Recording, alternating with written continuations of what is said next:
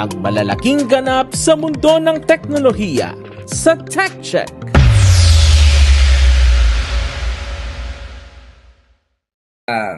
Sir Pocholo, can you elaborate? Kasi alam naman natin nowadays, ah, marami ng bagong teknolohiya, marami ng way on how to get kumbaga, something like, halimbawa, kailangan mo ng voice for this ads, kaya saka naman kumuha ka ng actor, AI na lang. So, for the voice talent industry, coach na po tawag sa iya, coach. How is it, kumbaga makakatulong po ba yon or it's a big impact po for the industry yung pagkakaroon ng AI voice talents? Actually, wala yung pinagkaiba sa noon ang recording ay sa tape, no? Hanggang naging digital. It's all the same, kumbaga, idea na it changed the opportunity na i-record yung voice, no? Dati ang hirap pag tape nasisira, pag nagkakamali ka, splice mo. Ganun din, nung naging digital, nagkaroon ng opportunity naman yung tao na gawin ito na, kumbaga, digital. Mas madaling ikat dahil digital. Ayun naman, dahil sa AI, pwede mo nang i-record yung boses mo, i-clone mo yung boses mo, tapos hindi ka na magre-record. Ang i-re-record mo na lang yung mga maling pronunciation, yung mga maling acting, pero the rest, it helps you more to become more productive, no? Unlike before, ang isang recording mo, halimbawa yung isang oras na programa mo or sa YouTube channel mo, re-record mo yan ng mga 3 oras, i-edit mo pa ng 2-3 oras din. So, 6 na oras yung nasasayang. Unlike kapag AI na, automatic, nandiyan na. At the end of the day, mahalaga, boses mo pa rin para may sense of ownership ka, may sense of, kumbaga, responsibility and accountability. Yun yung maganda sa AI ngayon. Apo. So, Coach, bali ang tulong pala ng AI, lalo na for the industry, is kumbaga makakabawas ng time. Kasi, makakatipid ka ng napakaraming oras unlike before. Sobrang, alam mo yun, yung isang oras mo recording, i-re-record mo yun ng 2-3 oras. Depende kung straight yan, mali-mali ka. May editing pa kasi. Yes. So, kamusta naman, Coach, while using the AI technology? So, nakikita ko po kasi yung mga post nyo, you're making some short videos about Rizal. So, kamusta po? Hindi, malaking ay, sobrang ganda. At this is the best time in history para maging isang creative at isang voice artist. Kasi ikaw pa rin naman yun eh. Ang maganda sa artificial intelligence, ito ay isang uri ng teknolohiya na nagduduplicate ng kung sino ka. It makes you better, no? Dahil ito, hindi mo na kailangang pakainin to. Hindi mo na kailangang bayaran to ng araw-araw na recording. Ang babayaran mo na lang yung mga credits na tinatawag, no? Yung mga ginagamit na tokens niyan. Na yun ang nagsisilbing parang gasolina mo sa mga AI, no? Para magbabayad ka ng mga voice talent na paulit-ulit naman yung boses, wala ka ng option. Ang maganda kasi sa mga AI applications, we are offering millions of voices. Kung wala ka mahanap na boses, you can create voices. Ibig sabihin, hindi mo na kailangan ng voice talent. Ang tawag dyan, kumbaga, voice designer. So, you can create a voice out of nothing. So, hindi mo kailangan na maghanap ng kaboses ni ganyan, boses ni ganito. Kung may narinig ka lang na boses, parang kanta, pwede ka na mag-create ng kaboses nun. Pero so, Sir Pocholo, what can you say doon for those, kasi may mga nakita na ako as of now, yun nga, yung mga movie na medyo observant din po kasi akong tao, so alam ko kung is that edited o AI. Yes. So, may nakita na po ako yun ngayon, nasabi ko sa isang sikat na drama shows or Korea na napanood ko lang kagabi actually. So, can you recommend for them na kumbaga kumbaga marerekomenda niyo po ba talaga na they can use AI na for their projects, movies, ito ang tanong ko sa iyo, Erlo, no? may magagawa ka ba na kung nandiyan na ang teknolohiya? Para kang dati kang typewriter ang gamit mo. Inoferan kita ng laptop. Sasabihin mo, ayoko. Magaling ako mag-typing. Ayoko niyan laptop kasi mas gusto ko dito. Kasi dito ako sanay. Dito mas gusto ko to. O di, sinong talo ngayon, di ba? Sa dulo, technology will always change. No? Ang technology patuloy na magbabago, patuloy na madidevelop. Pero ang tao, ang tanong, ikaw ba nadidevelop? Ang tao nagbabago pa. Ang tao, hanggang saan na lang ba yung kakayahan niya? Kung yun lang ang kakayahan niya, na dati niya nakasanayan, kung hindi ka mag-upskill o you learn new skills, ano mangyayari sa buhay mo? Kung ang lahat technologically advanced, ikaw na lang hindi. So, Sir Pocholo, ano po yung kumbaga nakikita nyo 5 to 10 years from now for the voice 5 to 10 years? Naku, napakatagal pa nun. So, huwag na natin nilayo. Next year na lang. Next year huwag na. Huwag na ganun kalayo. Apo. Next year, 100% of content will be AI generated, no? As long as you have a personal brand and you clone yourself, ikaw pa rin yun.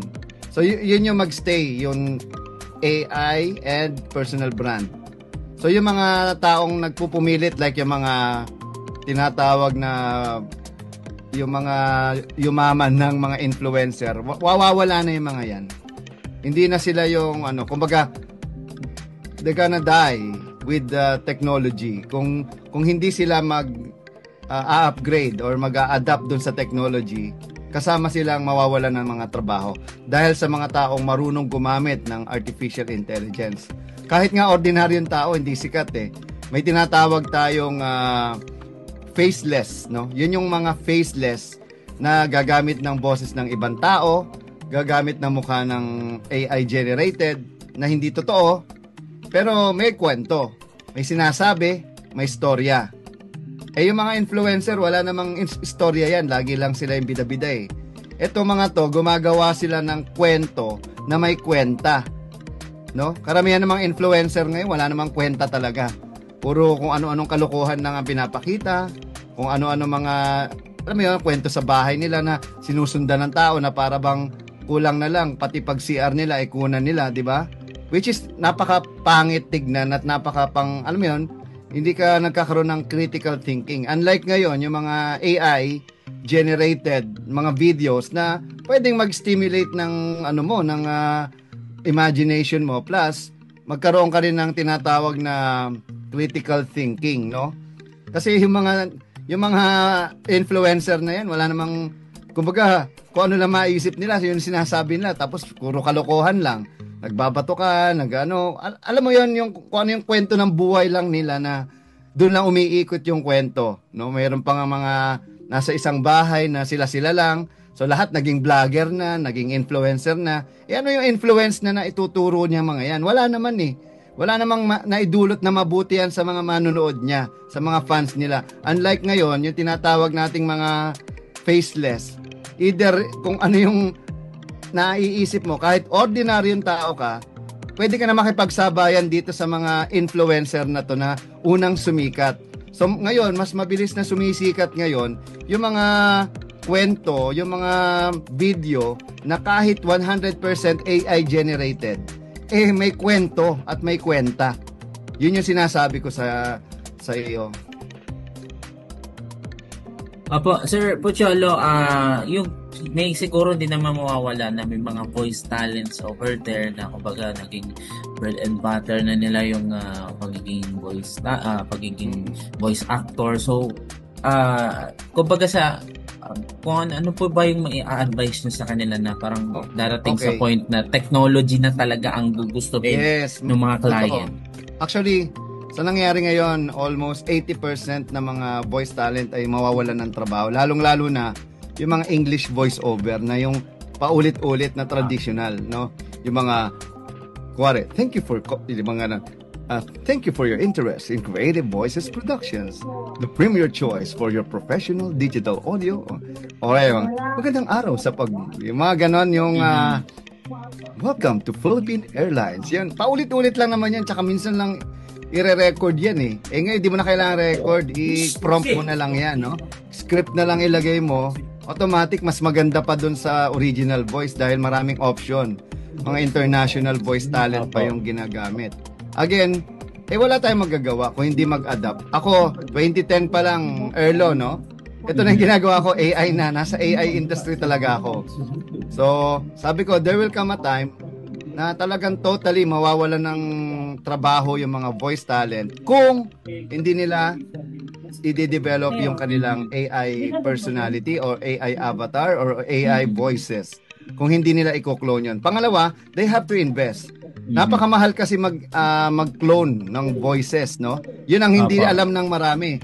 Maraming voice talent. Meron pang ang grupo anti-AI na sinasabi, don't use AI, use us. We are human. Parang, hello. Kung ako yung ordinaryong tao, bakit kita kukunin? First of all, di kita kilala. Pangalawa, hindi ko kailangan ng mga recording studio. Pangatlo, readily available mga bosses. Ba't kita gagamitin? Sino ka ba? Ang tao kasi ngayon, Erlo, walang pakialam kung voice talent yan or AI yung gumagawa. Tayo nga, di ba? Ikaw nga, nanonood ka ng mga, kumbaga, movie recap. Pumunta sa kanto, nakita niya ang kanyang asawa. Bigla na lang siya nag-gets mo, iisa tono.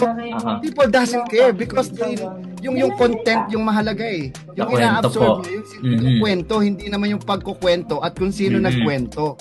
Yun yung sinasabi ko. Ang problema sa industriya na to, lumaki na yung ulo ng mga voice talent dahil nasanay sila eh. Kumikita ng malaki, sila lang yung magaling, naging sindikato na ba, kumbaga.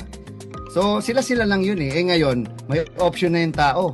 Sabi ko nga, even mga recording studios, advertising agency, magsasarado yan in the next 5 years. So, I'm giving them at least 5 years, no?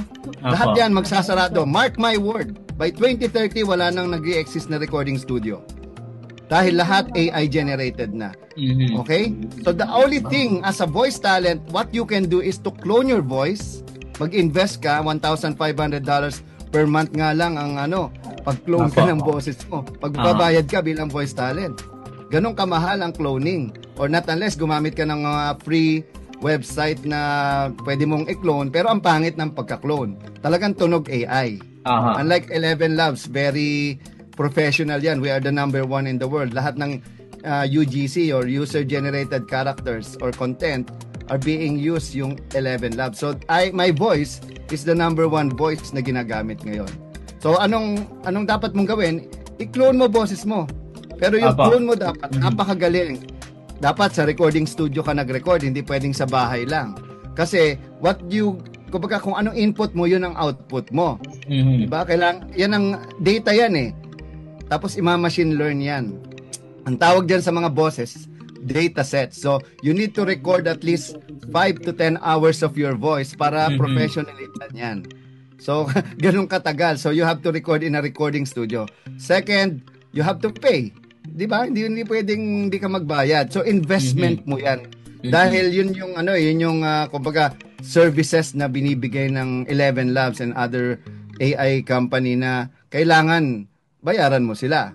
So, paano ka kikita? Di gumawa ka ng content. Unlimited content using your voice. And that's the only way you will earn. Hindi yung gagamitin yung boses mo ng iba. Okay lang yun. Pero hindi ka kikita ng malaki dyan. Sobrang cent lang yan. Ngayon, we are now living in a content economy, no? So, the more content you have, parang TV, tanggalan mo ng TV show, kahit news, content yun eh. So the only way people will watch is because of the content, not because of the platform. Aanin mo yung platform, may radio station ka nga, wala ka namang programa. Di ba? May airwaves ka nga, wala ka namang balita. Anong aanin mo ng mga tao yan? People are, attention, yun yung currency. So binabayaran tayo because of the attention of other people.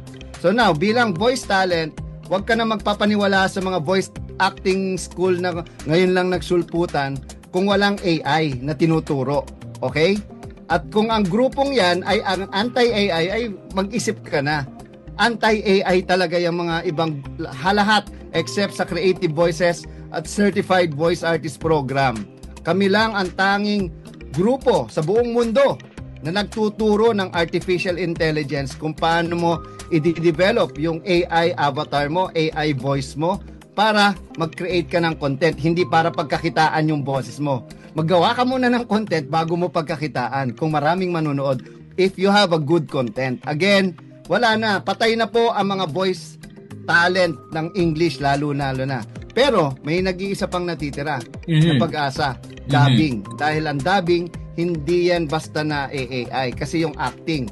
But then again, kahit ang YouTube ngayon may automatic translation na. Meron na siyang automatic AI dubbing. So, ibig sabihin, ilang taon na lang, sabihin natin 2 to 3 years, mawawalan na rin ang karera mga dubber. So, saan pupunta yung mga dubber? Di gumawa ka nga ng content, kalimutan mo na yung mga recording studio, kalimutan mo na mag-apply ng mga audition na yan dahil tapos na po ang ating panahon. Pero kung gumawa ng unang school sa voice acting, ako ang unang nagsulat ng kauna-unahang voice acting book sa Pilipinas, yung gusto kong maging voice talent. Andyan din yung Voice Acting 101. Tapos na-feature din, meron din akong chapter sa The Art of Voice Acting ni James Alberger sa US. So ano pa, lahat ng recording studio, nag-record ako dyan. Lahat ng stasyon. So ngayon, nakita ko, kahit nga yung ABS-CBN, ayaw na nila magkaroon ng broadcast. Bakit? Kasi alam nila na digital na lahat. Alam nilang magiging useless na lang yon. Hindi na nila kailangan ng airwaves. Kailangan nila ng Instagram at sa TikTok. Yun lang. So, yun lang. Sinasabi ko lang sa inyo, mag-ingat kayo. At kung kayo'y papabiktima sa mga ganyan, nasa sa inyo yan.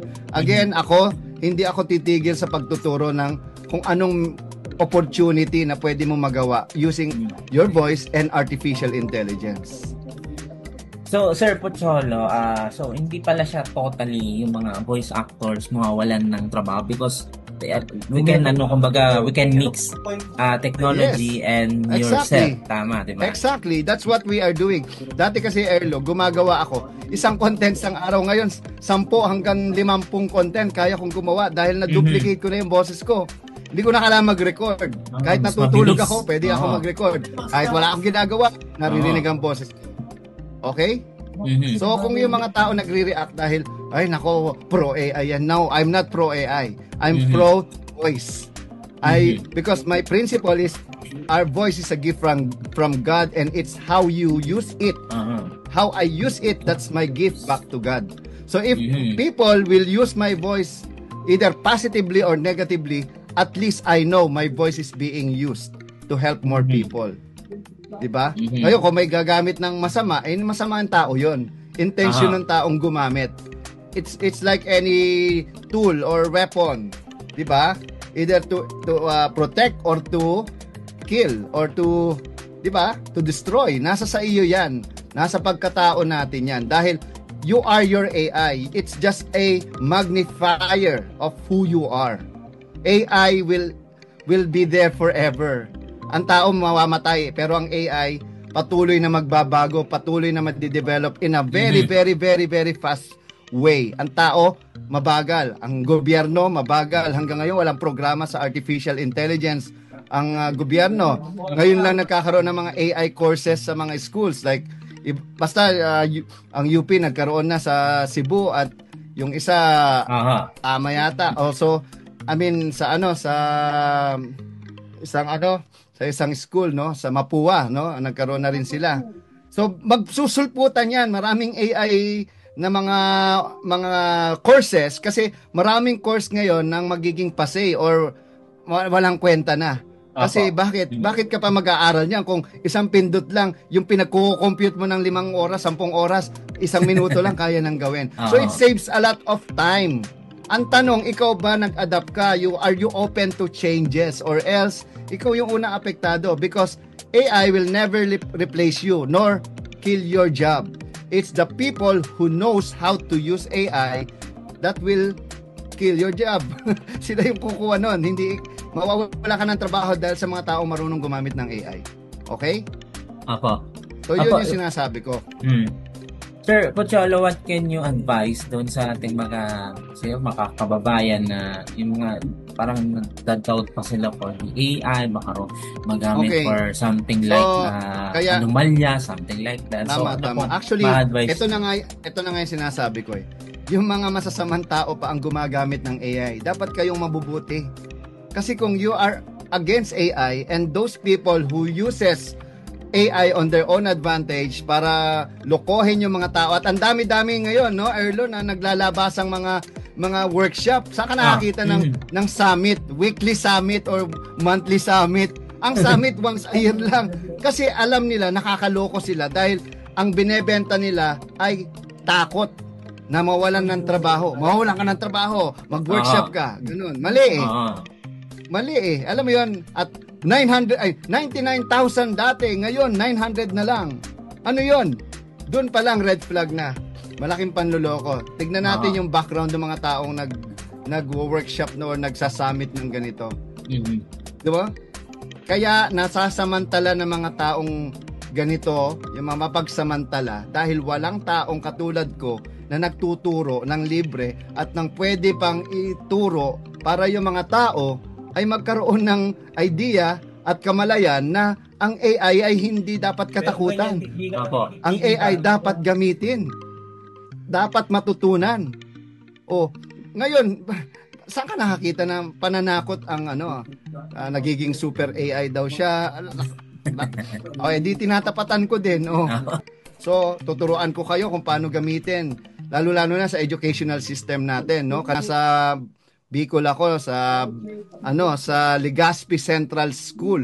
Nagturo ako, no, nag storytelling ako at yung mga teacher tinanong ko, "Ma'am, kayo ba meron kayong programa sa AI?" "Wala po." Patay tayo diyan. "Ma'am, alam niyo ba sa ibang bansa, as early as 6 years old tinuturuan na ng artificial intelligence, samantalang tayo makikita mo yung mga gamit sa school, yung mga papel-papel pa rin, wala ngang computer. Paano pa yung AI? Wala nga silang technological advancement." Wala na, doon tayo magkakaproblema at doon tayo mahuhuli bilang isang bansa dahil wala tayong laban sa ibang bansa pagdating sa teknolohiya.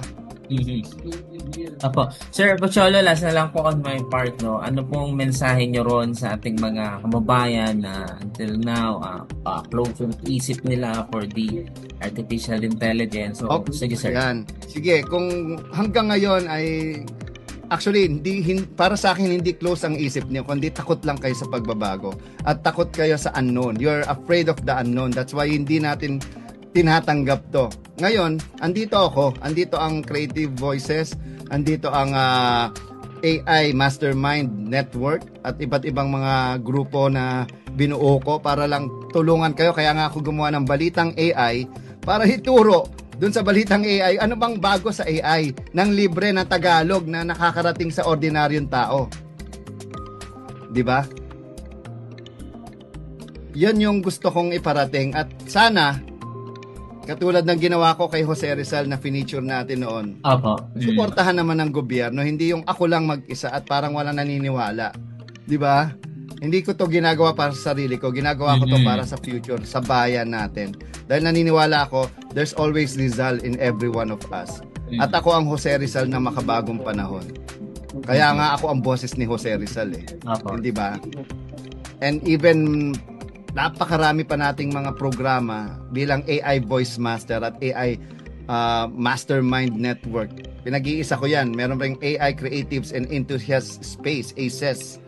So, ang dami nating pwedeng gawin eh. Ang tanong, sino yung makakasama ko na hindi gagamitin ito para sa pagsamantalahan yung mga tao na kasi kung meron man ako kilala, pinagkakakitaan lang nila, ayaw nilang magturo ng libre. Kung meron man, parang, alam mo yun, panakot lang, tapos mag-upsell sila, biglang, mag-workshop kayo, wala eh, dapat ito, pondohan to para makarating. Kaya nga ngayon, ako personally, ginagamit ko sarili kong pondo, pera, para mag-produce ng mga video, para, alam mo yun, hindi na kayo pumunta sa mga summit na yan. No? Ito, libre. Pamimigay ko to. Walang problema. Ang tanong, paano sumali dyan? Punta lang kayo sa YouTube channel ko or sa The Voice Master. Nandyan yan. At marami akong ilalabas, Balitang AI.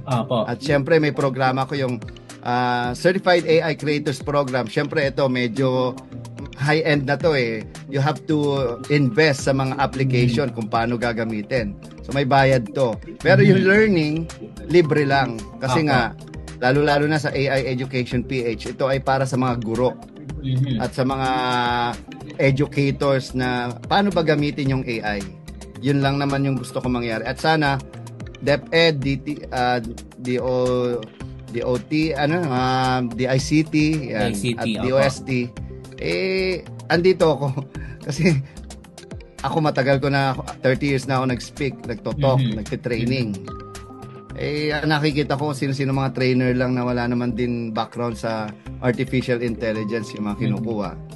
Even sa business, even sa education. So, pag-isipan, kasi paiba-iba tayo ng pinuno pabago-bago ng administrasyon. So, ako on my own, gagawin ko pa rin to. May pondo ako o wala, tuloy-tuloy ko to gagawin. Because may kakampi ako. Ang kakampi ko, artificial intelligence din. Kasi kahit di ako mag-record, makakapag-create akong content. Okay? So, yun ang gusto ko ituro sa inyo. Paano nyo gamitin ang AI para sa ikabubuti nyo, sa advantage nyo, at para makatulong sa iba, hindi para pagsamantalahan. Diba? Opo. Yun. Alright, thank you po Sir Pocholo. Ayan, salamat po sa inyong Maraming time. salamat. Na-explain God naman bless po ng everyone. maayos yung about AI. So, yun nga, yun sa mga nakikinig sa atin for tonight, yung mga nakikinig sa programa namin ni Alvin Diesel, alam niyo na kung ano yung AI or ano yung advantage ng pagkakaroon ng AI. Alright, thank you po sir. Ingat po. God bless.